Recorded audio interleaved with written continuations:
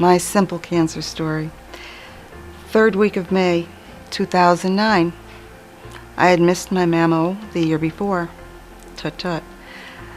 And I was holding my sister-in-law's hand. She was going through a double mastectomy. And I reminded myself it was time to go. So I made my appointment, and I went, and I was talking, because as you can tell, I don't never stop talking. I was talking to the technician, and then in the mid-sentence, she stopped talking to me. I turned around, and I looked at the screen, and I saw it. And I said, okay, that's not supposed to be there. They can't say much. She said, well, I'm sure it's nothing. I said, no, I know.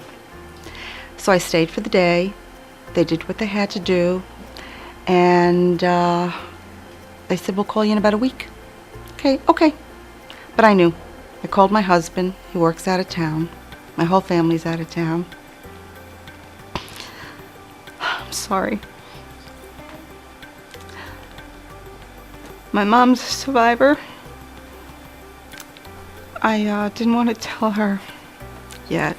Thanks. So anyway, it was the end of that third week, and my doctor called me, and she said, what are you doing? I said, I'm driving. And she said, I'm not going to talk to you. I said, oh, that's a bunch of crap. I know what you're going to say, but I will pull over. I pulled over, and it was positive. Okay, what do we do? I heard nothing. Absolutely nothing. And I didn't know what to do. So I said, oh my gosh, I know where to go. Because I know where the American Cancer Society is. It's right near my house. And it was late in the afternoon, and I think it was a Friday afternoon. Everything is such a blur. I pulled up, and I walked in, and I just said, hello, anybody home?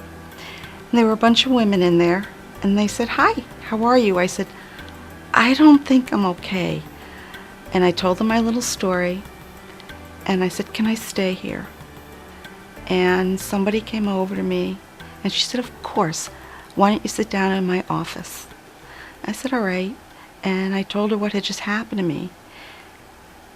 And she held my hand. And she just talked to me. And I felt so alone. I can't believe I'm losing it. It feels like it was yesterday. I was so alone. And she hugged me.